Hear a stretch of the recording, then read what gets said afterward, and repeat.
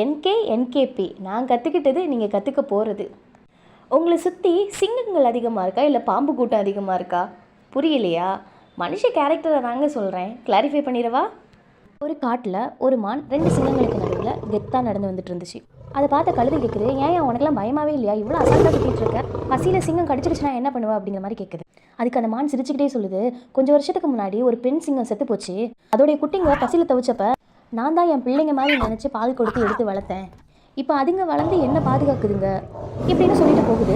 இந்த விஷயத்த மரத்துக்கு மேலே இருந்த கிளி ஒன்று கேட்குது. உடனே அதுக்கும் ஒரு ஆசை வந்துருச்சு, நம்ம மற்றவங்களுக்கு உதவி செஞ்சாச்சுன்னா நமக்கு பெரிய மரியாதை கிடைக்கும் போலியே அப்படின்னு நினச்சிட்டு கீழே பார்க்குது. கீழே ஒரு பாம்பு அடிபட்டு கிடக்கு.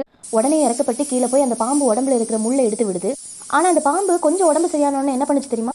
திரும்ப நான் அந்த வேகத்தில் உதவி செஞ்ச அந்த கிளியவே ஓங்கி ஒரு கொத்து. இதையெல்லாம் பார்த்த கழுதை கிளிப்படுற கஷ்டத்தை பார்த்துட்டு ஏன் இப்படி பண்ணன்னு கேட்க கிளி அழுதுகிட்டே சொல்லுது, மான் மாதிரி எனக்கும் நல்ல பேர் கிடைக்கும்னு நினச்சிட்டு தான் பாம்புக்கு ஹெல்ப் பண்ணேன், அது நன்றி இல்லாமல் என்னையே கொத்திருச்சு அப்படின்னு ஃபீல் பண்ணுது. உதவி பண்ணுறதா இருந்தால் சிங்கம் போல மனசு உள்ளவங்களுக்கு பண்ண, அவங்களுக்கு நன்றி உணர்வு இருக்குது. ஆனால் நன்றி உள்ள விஷப்பாம்புக்கு நீ பாலை வார்த்தைன்னு வச்சுக்கோயேன், அது தேறி வந்து ஒன்னையே கொத்தும்.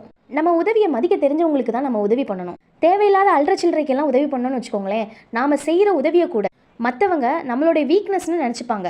அதனால் யாருக்கு உதவி செய்யணுங்கிறதை யோசிச்சு செய்யுங்க.